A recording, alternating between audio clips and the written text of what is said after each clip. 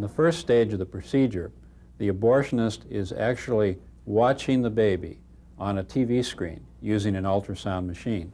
This allows the abortionist to reach in with forceps and grab a baby, usually by a leg, turn the baby around, and begin to deliver the baby, while still alive, into the birth canal. At a certain point, the abortionist is able to grab the baby with his hands and continue to deliver the baby into the birth canal, everything except for the head. In this procedure, it is very important that the head not emerge from the womb, because that, of course, would be a live birth under the law.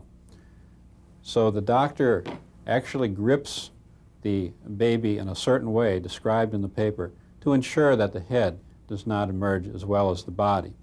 Then at the point where the entire baby has been delivered alive into the birth canal, except for the head, the doctor takes a long surgical scissors, such as this one, or some other similar medical device, and thrusts it through the base of the baby's skull, as shown in drawing number 4. This is generally what kills the baby. He removes the scissors, or the other puncturing instrument, and he inserts a tube, or a catheter. This tube is connected to a very powerful suction machine, which, when he turns it on, removes the baby's brain. This causes the skull to collapse, and the baby's head then emerges, completing the delivery of the dead baby. What determines whether or not you're a human being? Well, in the case of partial birth abortion, it has everything to do with location. Just think of it. As long as some portion of the baby remains inside the mother, it can be legally killed. Let's say the mother is lying here. Her baby's been pulled out of her womb about 80% of the way. Only the head remains inside.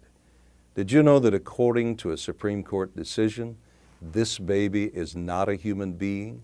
However, if the baby is moved about 3 or 4 inches this way, so that the head is outside the womb, then it's considered a human being and is afforded all the rights and privileges guaranteed by our Constitution. Now think with me. Is this logical? It'd be like saying, this is not a pencil, but if I move it over here, then now it's a pencil. The fact is, this is a pencil whether I hold it here or whether I hold it here. And the baby is a human being, whether it's here or whether it's here. Now the liberal politicians, liberal members of the press, and liberal members of the entertainment industry would label me a dangerous right-wing extremist for saying what I just said. But I would say that puncturing a baby's skull and then sucking its brains out is extreme. What would you say? Is partial birth abortion any worse than any other abortion? Well, every abortion kills a living, human, developing baby. But this type of abortion is particularly gruesome. It's killing a baby during delivery. This is a medical model of a baby at 4.5 months, 20 weeks. This is the earliest stage at which a partial birth abortion would generally be done. So this is the smallest the baby would be who is a victim of a partial birth abortion. Many are much larger. They called me up one day and asked me if I would work at the Women's Medical Center. And I told them I would, because I didn't have a problem with abortion, or at least I didn't think I did. The first lady we did was 26.5 weeks pregnant. She had just found out that her baby had Down syndrome. And her parents and her boyfriend made her get this abortion. She didn't want it.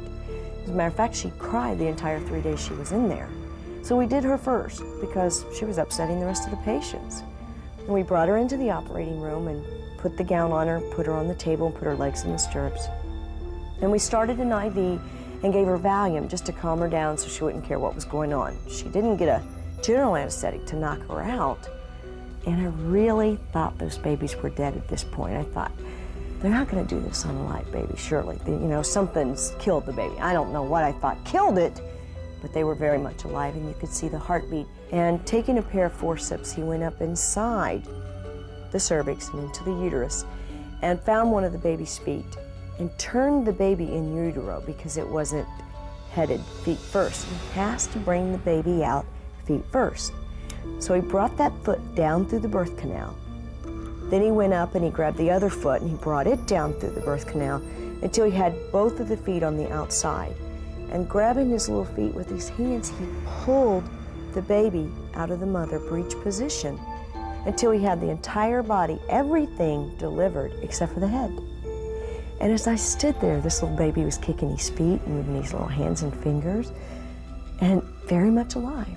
And the doctor's very careful to make sure that he holds the baby's head in with his 2 fingers, with his left hand, to make sure that that head doesn't slip out. Because if the head slips out now, 3 inches, 3 seconds from being born, and he kills it, it's murder. But as long as he leaves that head in there, and he's very careful to make sure that head stays there, it doesn't matter how he kills it. It's an abortion and it's legal in this country. And as I stood there in horror, I watched this. The doctor took a pair of scissors and into the back of the baby's neck, back here, he plunged those scissors. And when he did this, the baby jerked out in a startle reaction. And he took the scissors and he opened it up to make a hole in the back of the neck. And he took a high-powered suction machine and a catheter, and he stuck that into the hole, and he literally suctioned out the baby's brains. And they went down the tube and into a jar. And I almost hit the floor. I mean, I stood there and I thought, this isn't happening. This really isn't happening. I'm dreaming this. Please, wake me up. And I choked back the tears and the lump in my throat. And I couldn't believe it. I could not believe it. I didn't want to be in there, but it happened. He pulled the head out and he cut the cord and he delivered the placenta and threw it in the pan. And he cleaned her up and he took the baby out of the room. And this mom wanted to see her baby. We tried to talk her out of it, but she does have the right to see it. So we cleaned her up and put a pad on her and walked her to the ultrasound machine room. And we cleaned the baby up and put it in a little blanket and we handed it to her. And I don't know what she thought she was going to see, but I don't think it's what she saw, because she looked down in his little face and she started screaming to God to forgive her. And she held him and she rocked him and she begged him to forgive her.